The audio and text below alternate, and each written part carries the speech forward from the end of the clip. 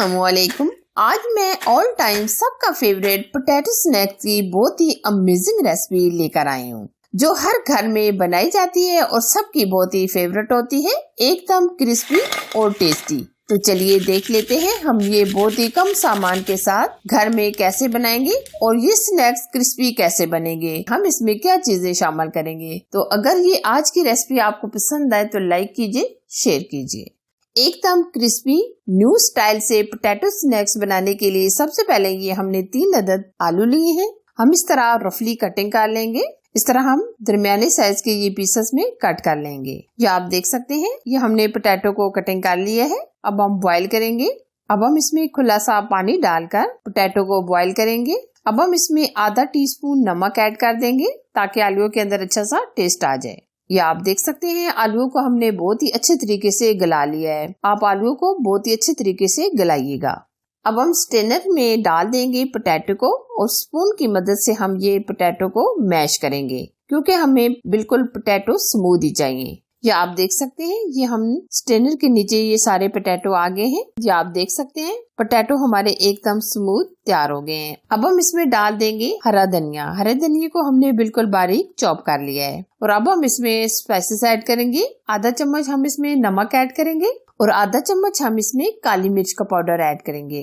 और अब हम इसमें तकरीबन 3 से 4 चम्मच मोज़रेला चीज ऐड कर देंगे। ये ऑप्शन है, अगर आप नहीं डालना चाहते आप स्किप भी कर सकते हैं। अब हम इसमें 3 से 4 चम्मच कॉर्नफ्लावर ऐड करेंगे। अब हम अच्छी तरह मिक्स कर लेंगे, यानी कि हम स्पून की हेल्प से मिक्स करके एक स्मूथ सा बैटर तैयार कर लेंगे। अगर यहाँ आप मैदा भी डालना चाहें तो आप डाल सकते हैं। दोनों चीजें आप शामिल कर सकते हैं, कॉर्नफ्लावर भी और मैदा भी। अब हम इस तरह प्लास्टिक शापर लेंगे जिसके अंदर हम बैटर को भर लेंगे। ये आप देख सकते हैं, प्लास्टिक की थैली में ये हमने बैटर को भर लिया है। अब हम इस तरीके से कॉर्नर को कट करेंगे। अब हम एक ट्रे में बटर पेपर या कोई सा पेपर लगा देंगे और इस तरह हम लंबाई में इस तरीके से फिंगर की शेप में बना लेंगे। इस तरह हम थोड़ा थोड़ा फासले पर बनाएंगे। इसी तरह ये हम तमाम स्नैक्स बनाकर तैयार कर लेंगे और बनाने के बाद आप तकरीबन आधा घंटा फ्रिज में रख दें ताकि ये अच्छी तरीके से सेट हो जाएं। अब हम फ्राई करेंगे। फ्राई करने के लिए हमने ऑयल को अच्छे तरीके से गर्म कर लिया है। बेहतर रिजल्ट के लिए आप आधा घंटा फ्रिज में रख दें ताकि ये अच्छे तरीके से सेट हो जाए। और अब हम यहाँ फ्लेम ऐसा कर देंगे, क्योंकि हमने एकदम क्रिस्पी बनाने हैं तो इसलिए हम धीमी आंच पर फ्राई करेंगे। हम तब तक फ्राई करेंगे जब तक गोल्डन कलर नहीं आ जाता।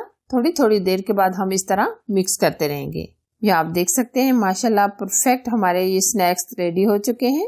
बहुत ही प्यारा सा कलर भी आ गया है। ये स्नैक्स बहुत ही जल्दी से और झटपट बन जाते हैं और एकदम क्रिस्पी तैयार होते हैं। ये आप देख सकते हैं, आप ये स्नैक्स जरूर से ट्राई कीजिएगा अपने लिए, फैमिली के लिए। अगर मेरी रेसिपी पसंद आए तो लाइक कीजिए, शेयर कीजिए। चैनल पर नए हैं तो चैनल को सब्सक्राइब कीजिए। साथ दिए गए बेल आइकन को जरूर प्रेस कीजिए ताकि मैं इसी तरह अच्छी और यूनिक रेसिपी आप लोगों के साथ शेयर करती रहूं। Thanks for watching. Allah Hafiz.